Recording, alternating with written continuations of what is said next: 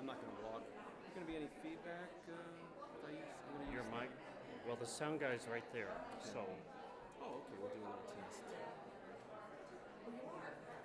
I'm going to turn it on, I think, or I'll just wait till.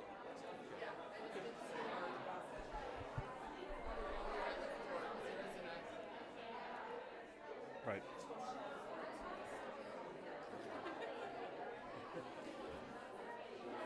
Hello again, everyone.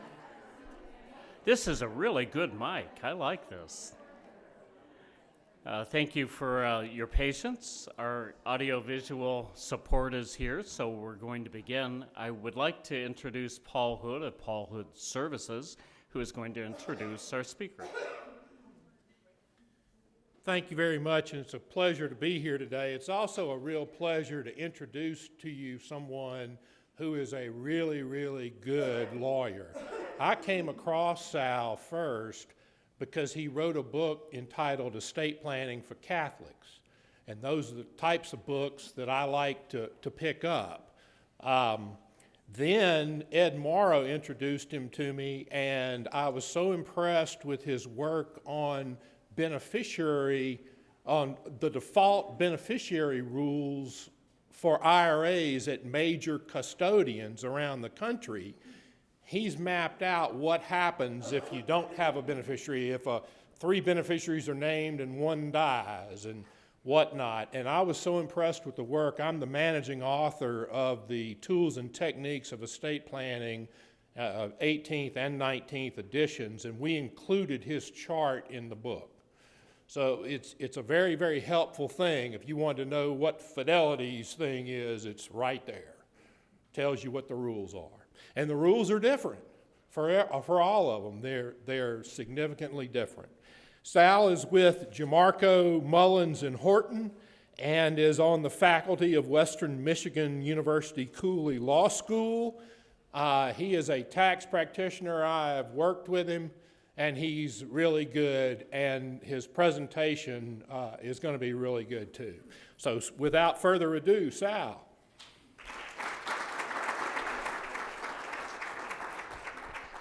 Thank you, Paul. Just one little addition Paul forgot. I'm also a notary public. So don't forget that. Welcome, everybody. How secure are you? The nuts and bolts of the Secure Act. Let's just jump right in. Okay, we got a new law. We got signals that this was going to happen. Okay, this is not exactly a complete surprise to us. We saw about early summer 2019, the House of Representatives passed something similar to this by a margin, I think 417 to 3. We saw legislation suggesting things might go this way, and I'll get into what this way means. Basically, I could have started this talk with a requiem for the stretch IRA, because that's basically what we're talking about, which I think is very good news for this audience. And we'll get into that. We're going to emphasize with this talk, hopefully, and if you need more afterwards, I'm happy to stay afterwards for more questions. But very good news, I think, for charities because of the death of the stretch IRA, except for a very, very small class of individuals.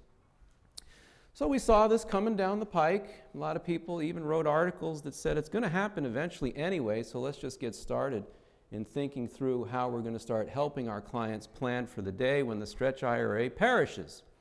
I think the only thing that may have been a surprise is that they tacked it onto a spending bill and passed it on December 20th last year, leaving us about 11 days in the year to figure out what the heck happened. Forget about the fact that a couple of major holidays occurred during that time. Okay, and that doesn't include the college football championship. Congratulations to Paul, by the way. For those of you who can't see it, Paul proudly is wearing an LSU tie today. So here it is. And, how did they name it? Well, if you were going to get a new piece of legislation that starts like this, setting every community up.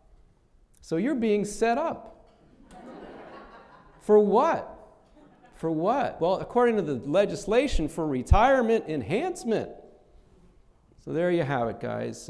December 20th, 2019, it was signed into law. It was buried in a humongous spending bill. And it became effective January 1st, 2020.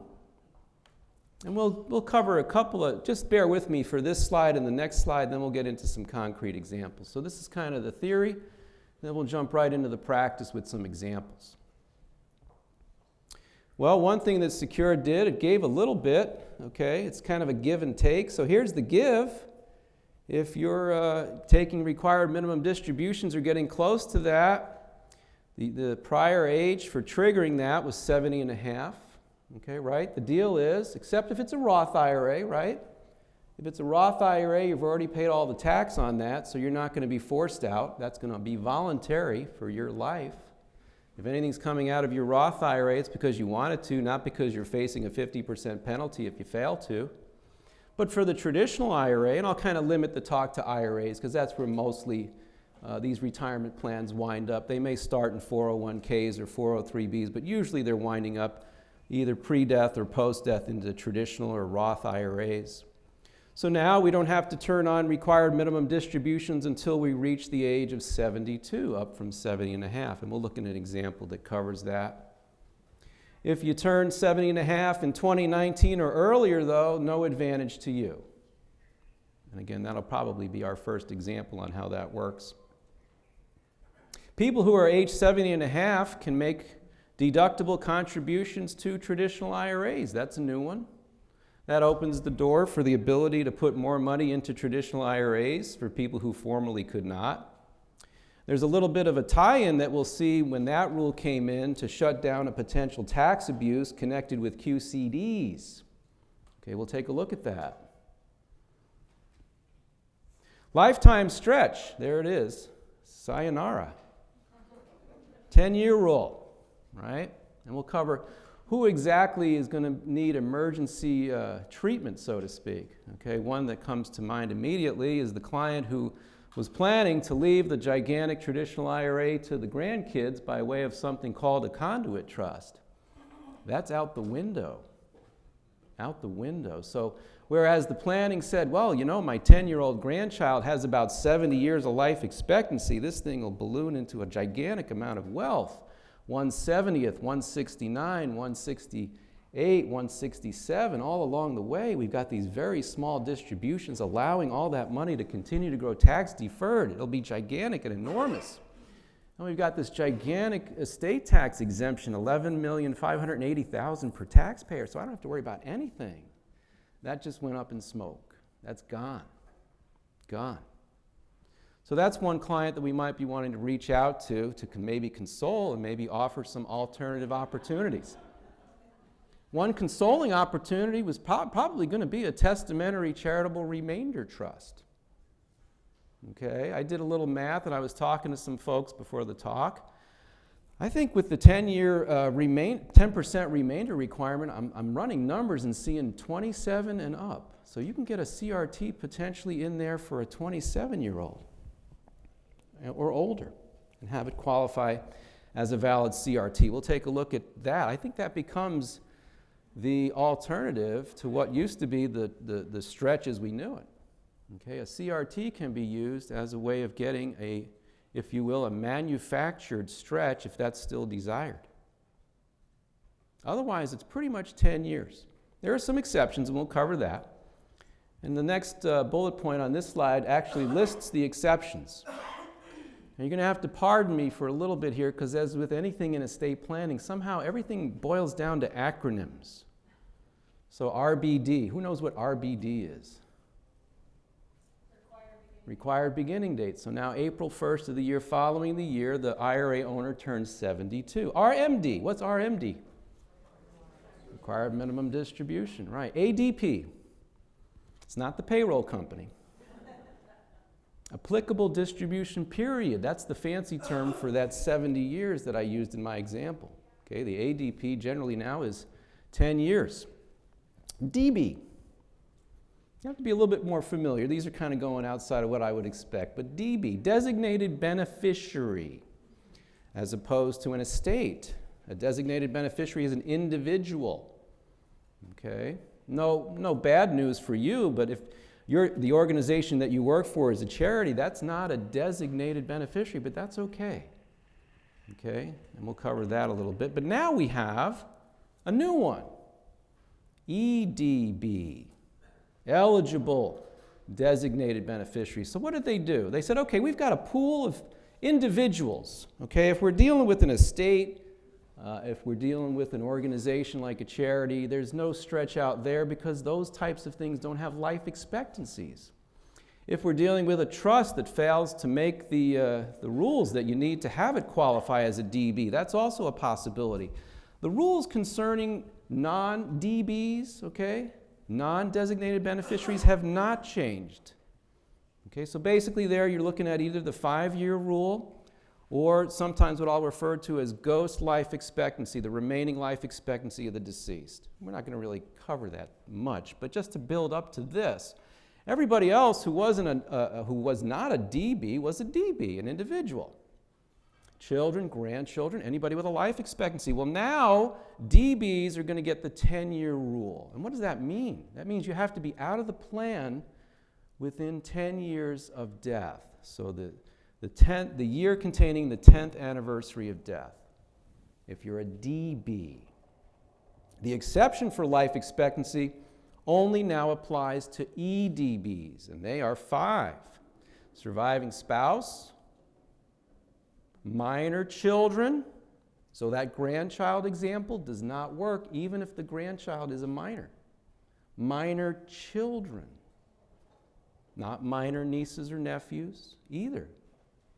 Most people believe not even minor stepchildren, minor children. The rule for minor children is you get a stretch out until you turn 18. And that's a little iffy, but we mostly think until you turn 18. What happens when the minor turns 18? 10-year rule. 10-year rule. So if I qualify as a minor child under this second exception, the minor child is an EDB, the most that the money will stay into the account is up to 18 plus 10, so when the child's 28.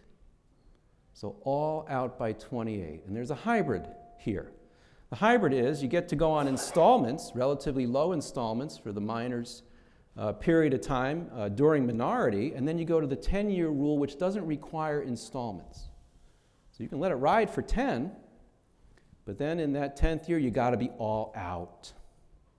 Now, generally speaking, that's a little bit risky in my opinion because in the 10th year, the entire account becomes the RMD.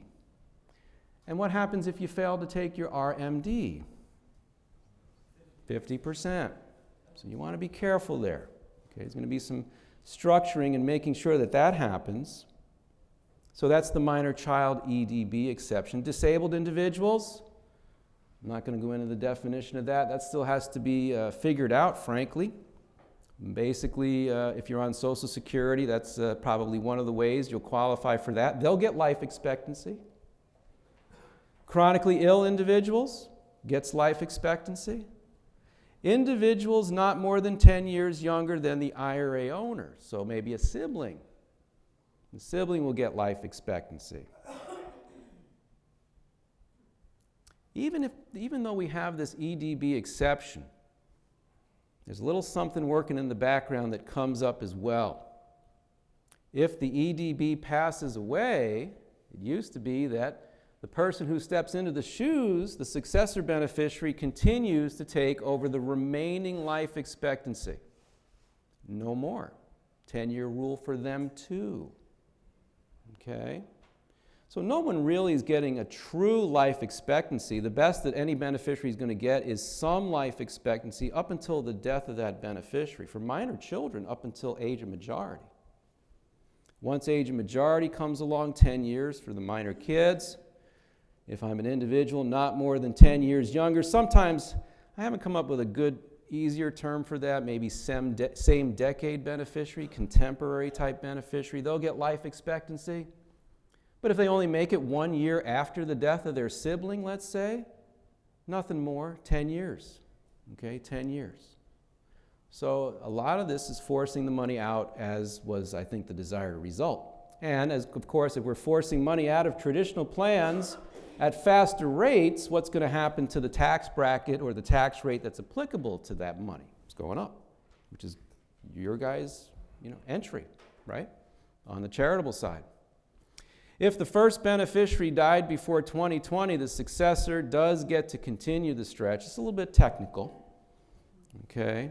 So if I die before 2020 and I leave it to my child, and my child also dies before 2020, we're under the old rules, so there's an additional continuation of the life expectancy. If the IRA owner dies after 2019, successor beneficiaries are automatically bound by the 10-year payout term. And there's another one.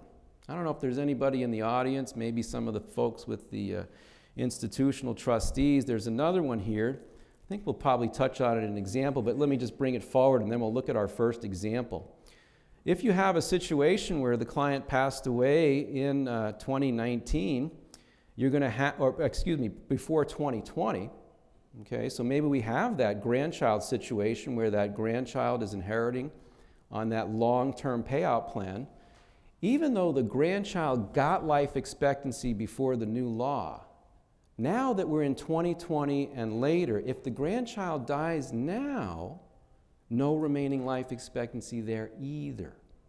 So anybody who's enjoying life expectancy, maybe you're one on the inheriting end, and maybe if you're leaving your inherited IRA and you look at the table and you say, well, I've got 25 years to go on my own inherited IRA, your death, even though you were grandfathered because you inherited before, or before, prior in 2019 or before, your death will now trigger the 10-year rule on your inherited IRA. So that's a little bit of a trap in there. For people who are administering these IRA trusts, they have to be especially careful about that.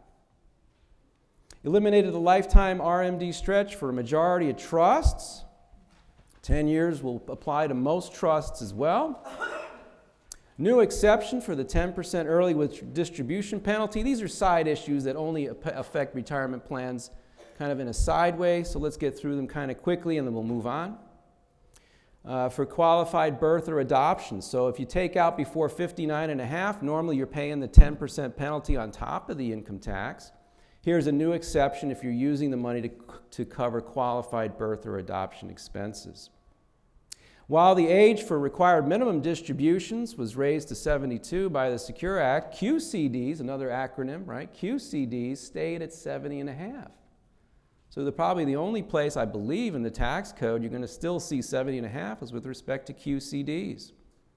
Until further guidance, regulations, or technical corrections are published, the answers to many Secure Act questions are literally unknowable. We'll try to focus on what we do know, okay? The Secure Act addresses estate planning for IRA owners and qualified plan participants by putting beneficiaries into the three categories that we just discussed: EDBs, non-DBs, and DBs. One major blind spot of the Secure Act, and this is what's causing a lot of confusion right now, it's written in a way that talks about one beneficiary.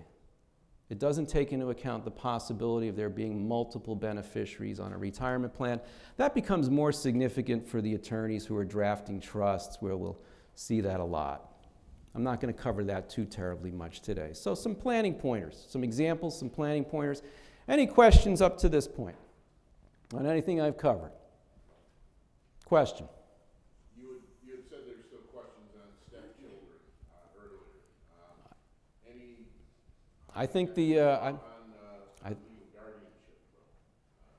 minors under legal guardianship? well, if the IRA is left to the minor, and the minor is a child of the participant, EDB.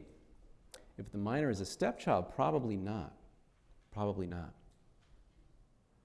We might see regulations that loosen that up. The statute says child. Good question. Any other questions before we keep going? Okay, first example. RMD age raised to 72, John and Jane. John was born before June 30th, 1949. He reaches 70 and a half on December 30th of 2019, right there at the end of the year. Because he turned 70 and a half before 2020, he's still governed by the old rule. The required beginning date for his IRA is still April 1st, 2020. So he has to start taking his RMDs in a few months if he hasn't taken it already, his first one. Jane was born a day after John on July 1st, 1949. She will reach 70 and a half a day later too. on January 1st this year. She will reach 70 and a half on January 1st, so she is governed by the new rule. Her required beginning date, or RBD, will not be until April 1st of 2022, the year after the year, 2021, in which she turns 70 and a half. That's pretty good, I would say, for the most part, for all of us, right? We can all wait until 72 before we have to start taking the money. Any questions on John and Jane? Just a little illustration of who it affects and who it doesn't. Okay, QCDs. Let's jump right into QCDs. They're still permitted at age 70 and a half, but now with an anti-abuse rule that can make all or a part of a QCD taxable. Let me give you the reason, then we'll get into the example. If I'm 70 and a half now and I can make a contribution to a traditional IRA and exclude it, right? I can deduct it. What happens when the money leaves the IRA and goes to charity? That's your QCD, right? It's excluded. It's not income. And it's also not a deduction. So what would be the case if so let's use an example. I have $10,000. I make let's go to 7 because that's the maximum. $7,000 deductible into a traditional IRA when I'm 70 and a half or older. And again, 70 and a half by the date, just as a reminder. So if I turn 70 and a half on September 1st of this year, and I do a QCD transaction on March 1st of this year, am I in good standing? No. This is literally on the 70 and a half birthday. Everybody follow me here? It's not the year you get 70 and a half. You're not free to go, in my example, with a QCD until you actually get to 70 and a half. So I go into a traditional IRA now that it's opened up for me and I can make deductible contributions to it. I got to have the compensation to be able to do that. There's other requirements. I go in with my $7,000 into the traditional IRA. I take a tax deduction. I qualify for the QCD. I move the money over from the IRA now directly to the charity. No income to me, okay, even though I get credit for it towards my RMD if I needed it, and no deduction for me. But what if I took the 7 and went directly to the charity? I didn't go through the IRA. I went directly to the charity. Is that deductible? Maybe, maybe not, right? It would go on my itemized deductions, and how do my itemized deductions compare to my standard deduction? Maybe not deductible. So this anti-abuse rule was meant to shut that down. It was meant to shut that down because now that I have the ability to do both, make a deductible and a QCD, that's what they're after. Routing what otherwise would have been a direct contribution to charity and likely not deductible, or at least subject to the AGI limitations, and you got to be above the standard deduction, getting around all that by using the QCD instead. So in 2020, Dorothy, she's single, she turns 70 and a half and has compensation, income of $60,000. She doesn't participate in any employer plan. She makes a tax deductible contribution of 7 to her traditional IRA for 2020. Remember, the fact that she's not 72, you got to kind of disconnect now, right? 70 and a half still applies here. In the same year, after her age 70 and a half birthday, okay, she transfers $30,000 from one of her traditional IRAs to her favorite charity. Her 2020 income excludable QCD is only $23,000. It gets knocked down by the $7,000 that she took as a deduction.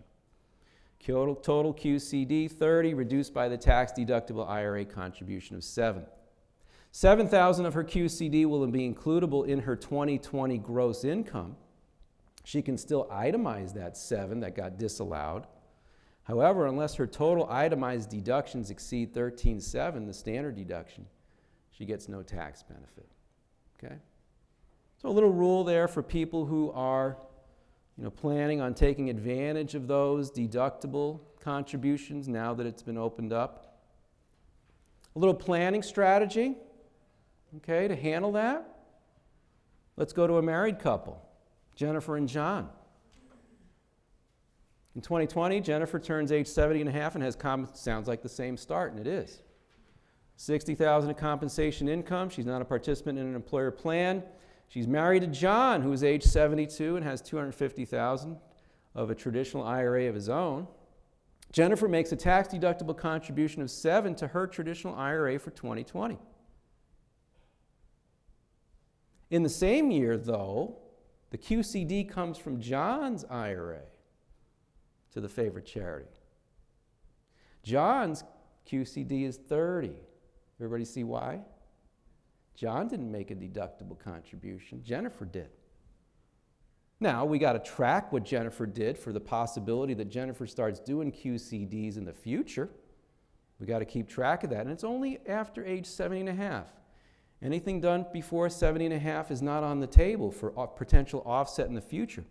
But if I've got a married couple and I know I've got one spouse who has no history of doing deductible contributions, make the QCD, if you got a choice, from the one who has the no track record of deductible contributions. Because the transfer came from John's IRA and not Jennifer's, there's no reduction suffered by John's QCD due to Jennifer's $7,000 post 70 and a half deductible contribution. This is for the, mostly for the tax attorneys, if there are any in the room, and who handle post-death. An interesting question this brings up with this strategy. What happens if Jennifer dies first and John rolls her IRA over to John's IRA, right? Spousal rollover. Is John then saddled with this baggage of these unrecaptured? We don't know. Okay, we don't know. So if John goes ahead and does another QCD after Jennifer dies, now that the two IRAs were united into John's as a rollover, does that mean John's picking up the $7,000 and any other track record or history that Jennifer did on a deductible basis? I don't think we have an answer to that one yet, but something to think about. Any questions on the QCDs so far? Somebody's going to come up with some kind of poem or QCD, RMD, ADP, EDP. Yes?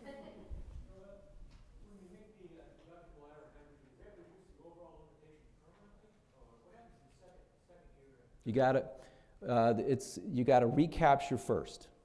So you got to recapture up to the track record. You know, you're kind of keeping a second tally now. Okay? So literally, you could have so many built up over your history that your first QCD might be totally offset. Yeah. Good question. Paul. I think it's good to remember that these QCDs that come out are on a LIFO basis. So if you make that tax-deductible contribution to the IRA and to address Terry's point, and you wait 5 years, that $7,000 is still hanging there. So when you make your QCD 5 years later, you're going to pick up that one. So you got to keep records for this stuff too. So you got an additional record-keeping burden. That'll be on the taxpayer. But here's another point. Let's say you got that situation. You know, I've been doing so many deductibles, so let's go 7 for 5 years. I'm $35,000 deductible here, okay? And I want to make a $10,000 contribution to my favorite charity this year, and I would do a QCD, but the whole thing is going to be brought back in, right? I'm at 35, okay? 10 is going to just use up 10 of the 35. I'm still going to carry 25 of deductible offset. Do I give up on the QCD and just give the 10 out of other assets? The answer is no, okay? Because it's the same result if you give out of other assets, but if I give the 10 out of a bank account and not the IRA, what's happening to my 35? It's unchanged. I still want to do QCDs to start bringing that down anyway. You still want to amortize it anyway. Don't despair if this rule is going to ruin your QCD for a few years. It's no worse than doing it direct, but it's better than doing direct because by doing it direct, you're not whittling down that, that track record, so to speak. Question? So for people who turned 70 and a half prior to 2019, and they've been doing QCDs, and probably not they weren't using any of the money, they turned 70 and a half, they don't need it, so now they would start doing PCDs. Mm-hmm. How, are they affected by? No, no. This ability to make deductible contributions to IRAs after 70 and a half is brand new. Brand new. So those people have no track record of that because they couldn't have done it. Right, but people who did. Who made deductible contributions to their IRAs? Oh, Got QCD. yep. And they were 70 and a half before 2019, before 2020. Mm-hmm. No effect. Yeah, rules are the same for those folks. It's only for this new crop that may be starting to do deductible contributions. And again, it's to shut down that, we're going to get around the normal deduction rules by routing it through an IRA and then, right? Instead of direct to charity, I'm going to go through my IRA to charity. The anti-abuse rule that I'm describing here is meant to put equal ground. Okay. So now, we know, and most of our examples were dealing with people who own IRAs and QCDs. But we also know that beneficiaries who are 70 and a half or older can also do QCDs out of inherited IRAs, right? Okay, don't forget that one.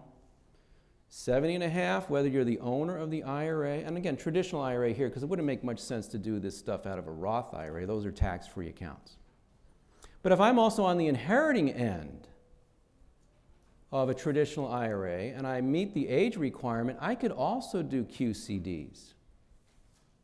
How does that now blend with the 10-year rule? Let's look at this example. That potentially takes that away. Howard uses the following language in his traditional IRA beneficiary designation form. I name as the primary beneficiary of my IRA my son Gus, if Gus is then living.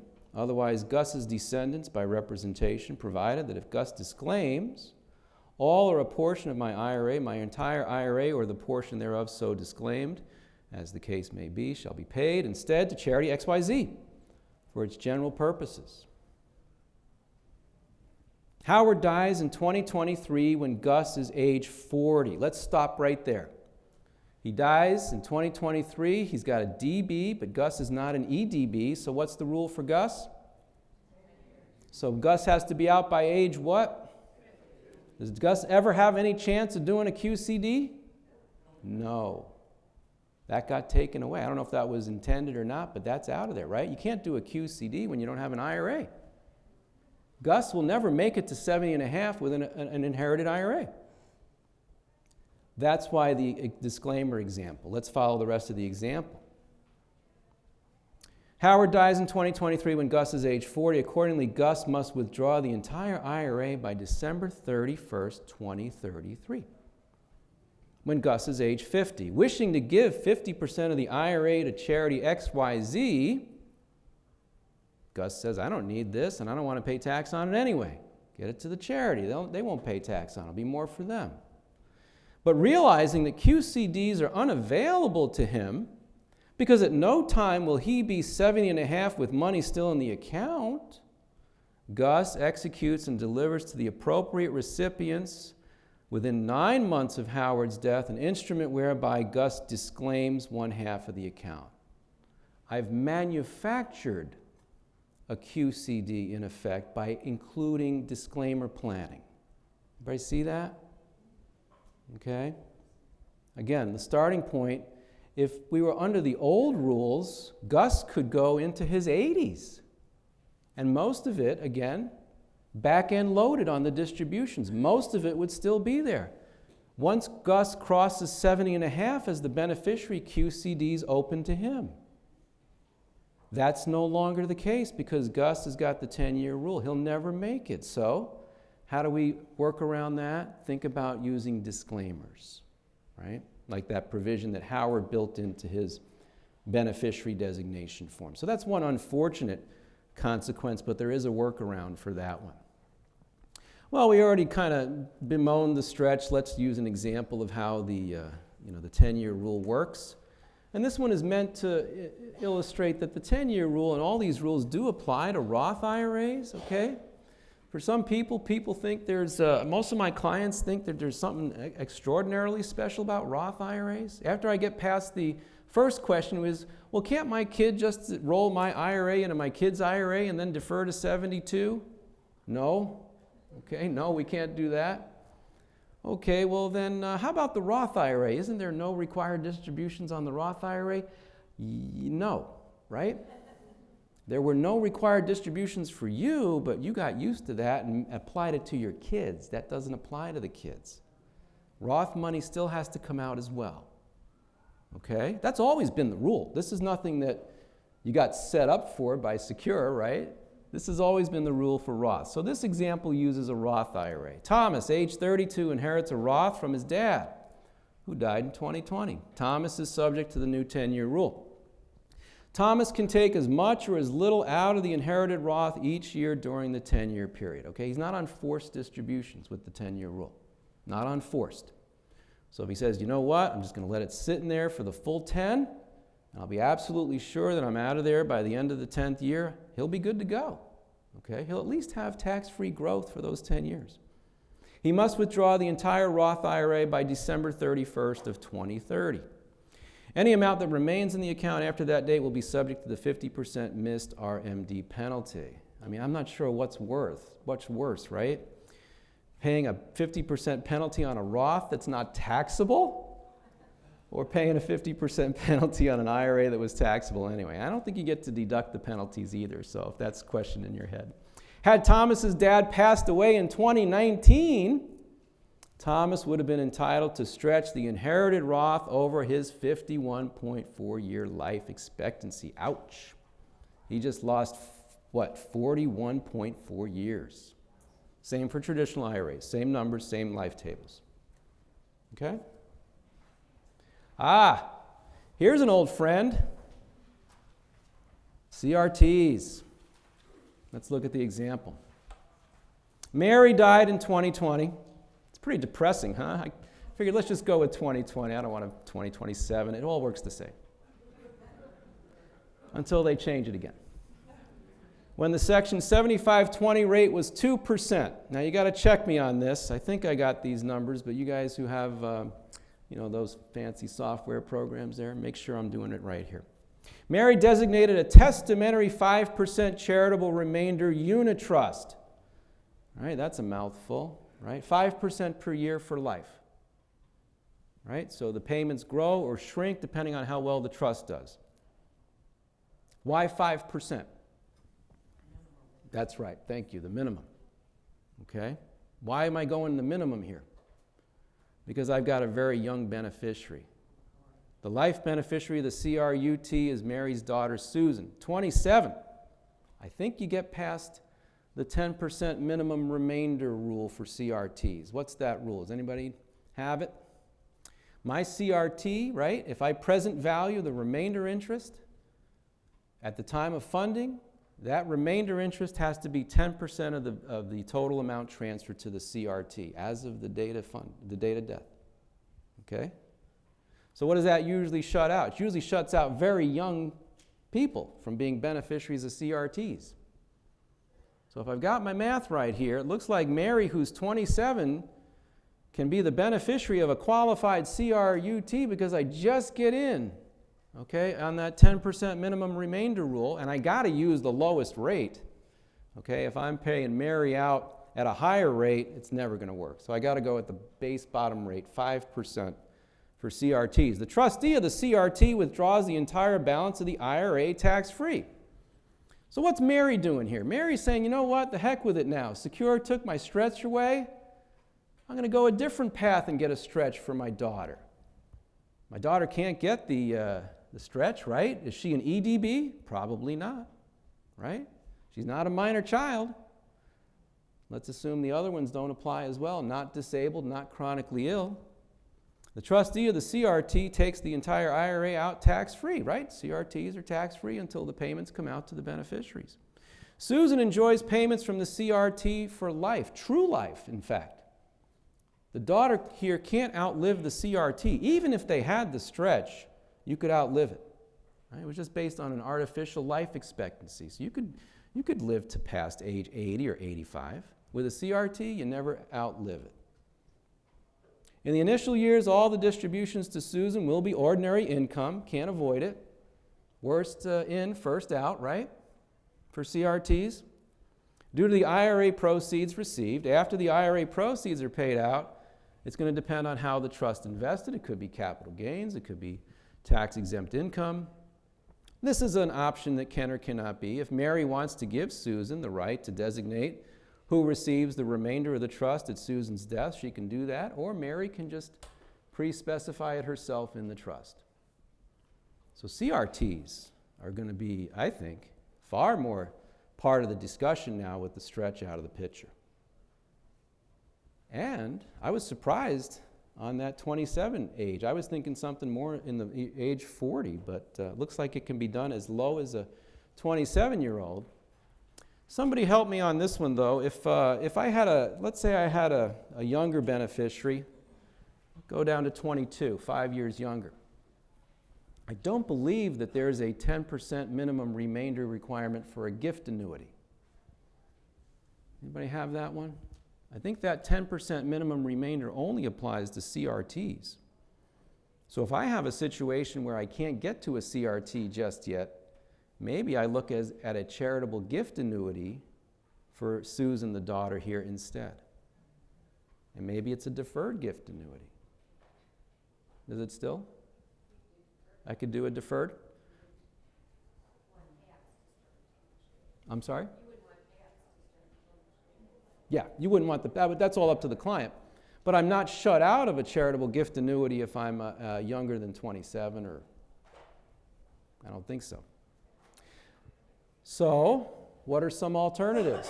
What if I have a 22-year-old and I do want a CRT? I can do a 20-year term, okay?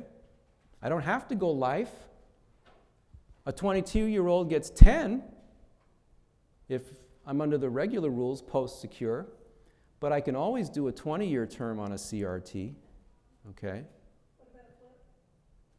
Yeah, we're getting there. Probably the next one. Oh, NIMCRUT. So you guys know all the CRT variations, right? That's another alphabet soup, right? NIMCRUT, FlipCRUT, NICRUT, Standard CRUT, CRAT, all that stuff. So you got to really kind of freshen up, I guess, on CRTs and what you can do. A FlipCRUT says what?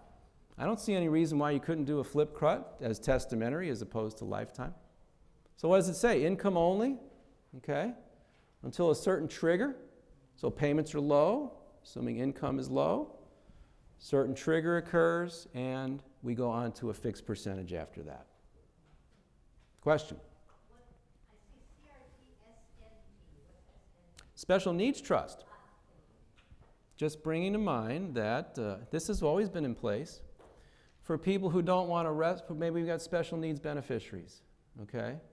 We've seen already that special needs beneficiaries probably will be EDBs, which means we get life expectancy if we leave benefits, IRAs, to special needs trusts for those types of beneficiaries. But we still have to contend with the income tax, okay? What's the income tax rate for a trust? Federal, at least. You got state as well, but 37% at what level of income? About $13,000. The CRT-SNT combo, so to speak, was approved by the revenue ruling that's cited there. What that says is, well, let the IRA go to the CRT, and then let the beneficiary of the CRT, which normally has to be an individual. The IRS said, we know normally it does have to be an individual, but in our revenue ruling here in 2002, we're going to make an exception for special needs trusts.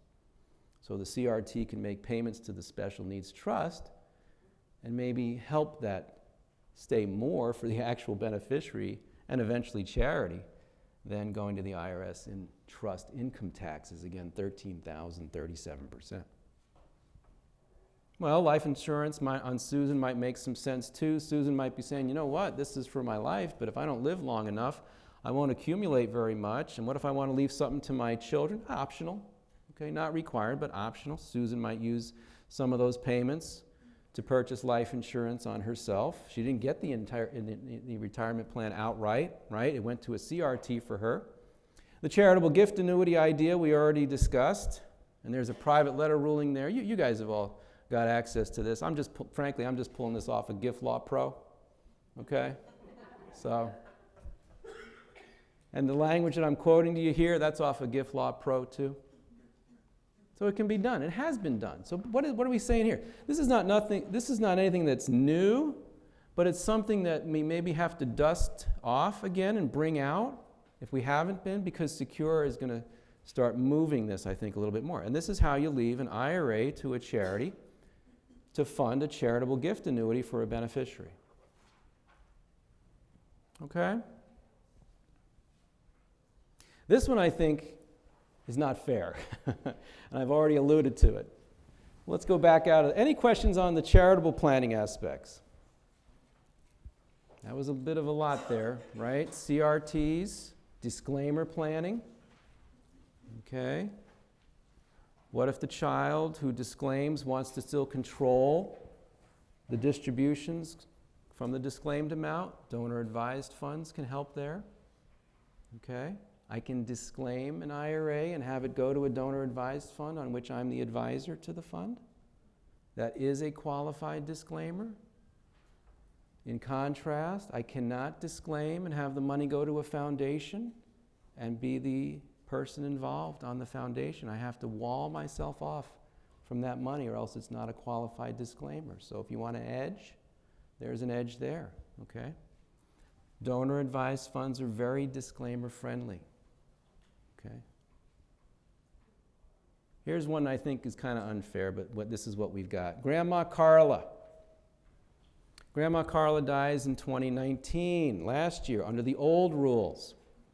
Daughter Ann, age 48, as her primary beneficiary. So we're under the old rules because she died before Secure became effective. Daughter Ann gets to stretch the RMDs over her 35.1-year life expectancy because Grandma Carla died in 2019. Daughter Ann dies in 2020 with grandson Paul, age 12, as her successor beneficiary. Grandson Paul is subject to the 10-year rule and must receive the remaining funds in the inherited IRA by the end of the 10th year following daughter Ann's death. So again, 2030.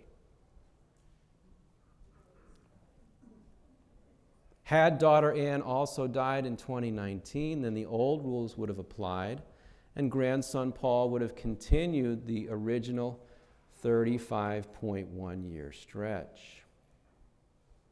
So you see where I don't know, that this strikes me as a little bit unfair. Okay, Ann inherits from her mom. She gets the 35 years locked in. She crosses over into post-secure, and now all of a sudden she dies, and the grandson doesn't get what's left of the 35.1. The grandson gets 10.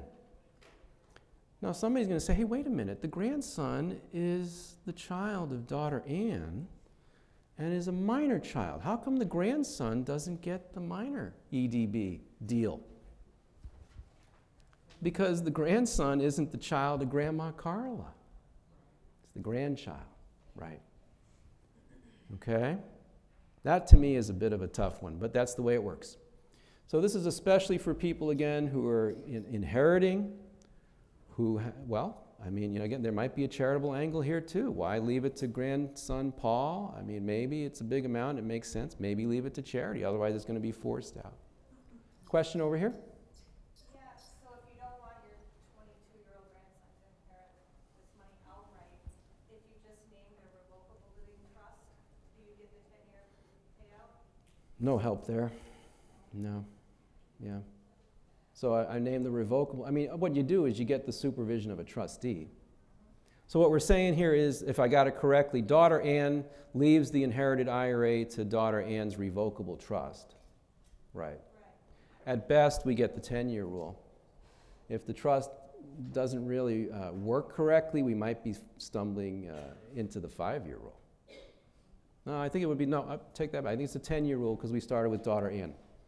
If we started with Grandma Carla and the trust wasn't right, we'd have the 5-year rule. So, To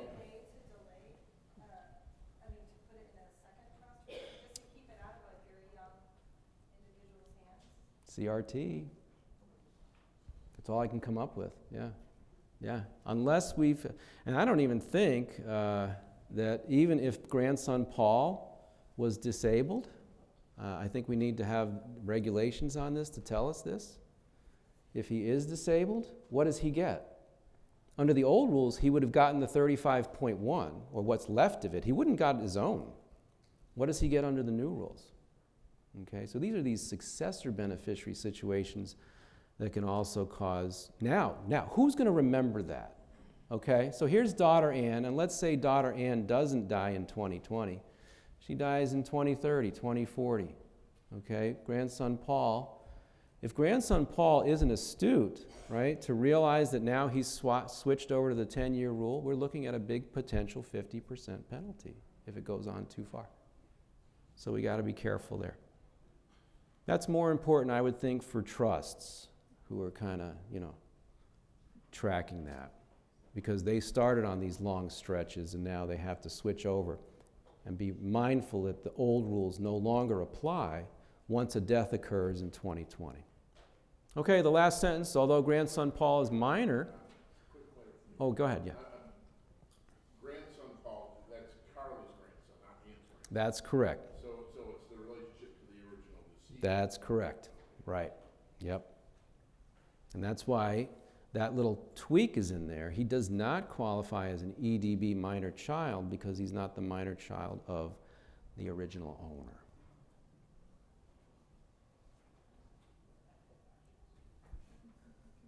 Well, here's a minor child and how that works. Madeline, age 10, inherits an IRA from her mom. Madeline can stretch distributions over her 71.8 life expectancy, but only for 8 years.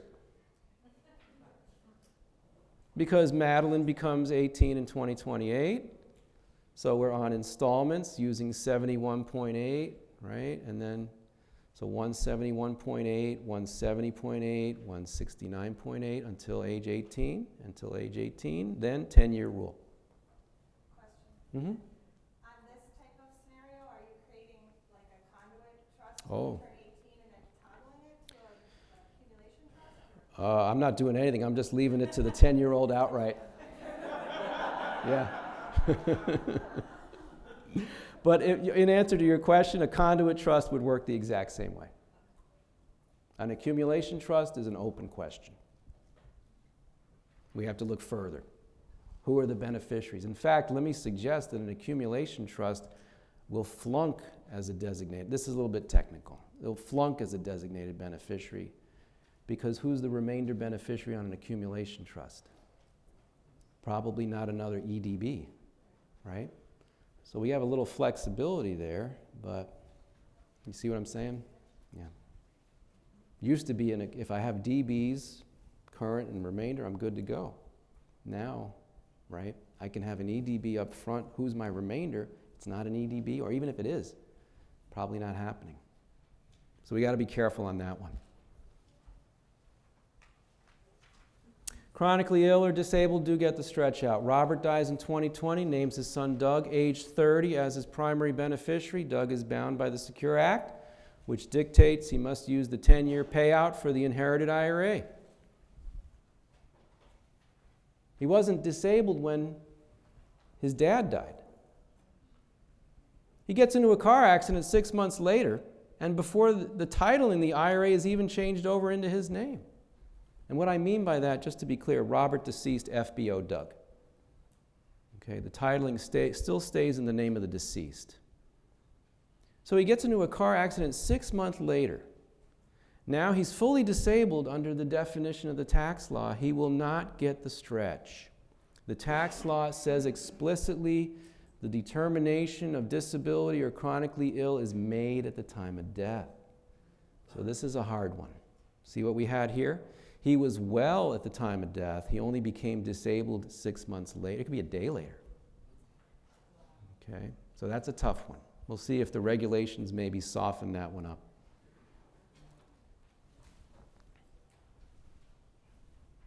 Okay, doing pretty good, I think. I'm not intending to get through all the examples, so you're not going to get hit with a 5-minute rush of like a hurricane of words here. I'm going to leave it to you to kind of handle it after I finish, and I'm around for questions and answers. Of course, we're on the clock after that. No, I'm just kidding you guys. If you're dealing with families who lost someone in 2019, this could be important. Let's follow this example.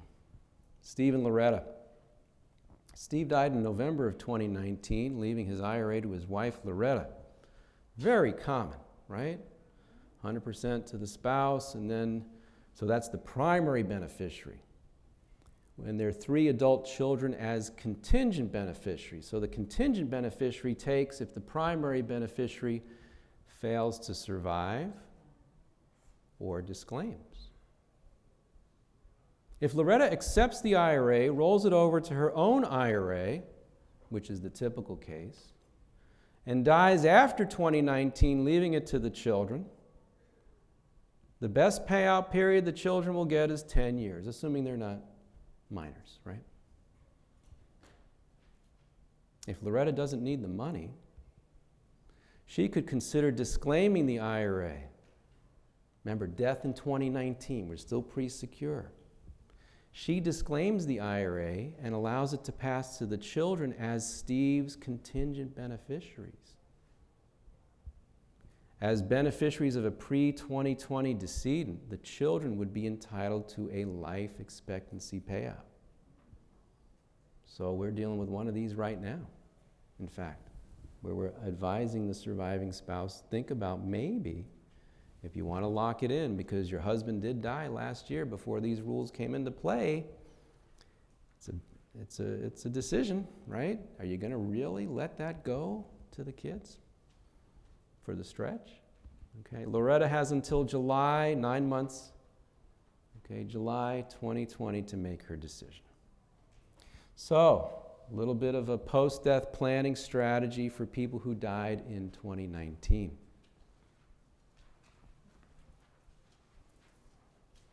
I think I might close it on this one, if I can get through it in time. You'll notice the font went down a little bit to squeeze this one in. This is an open question.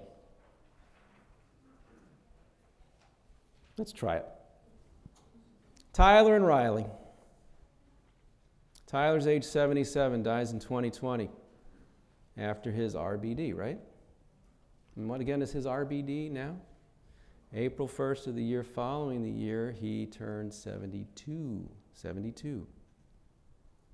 He leaves his IRA to his brother Riley, so this is going to be the other one there, the EDB, who's kind of the same decade or contemporary, not more than 10 years younger. Riley is 65 at the time of Tyler's death, however, so he doesn't qualify. He's 12 years younger.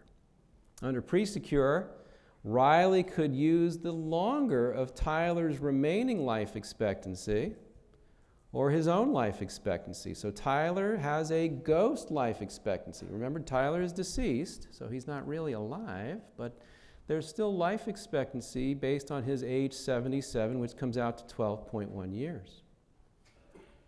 Riley, though, is younger, so he gets 20.2 years. So he's not going to take advantage of this choice. He's just going to go with his own life expectancy, the longer. Under secure, Riley is a DB for whom the 10-year rule applies, right? Close, but no cigar. 12 years younger. Doesn't make it. 10-year rule. Here's the open question that a lot of the experts in this area are dealing with. Has secure overridden the regulation? Remember, death after the required beginning date.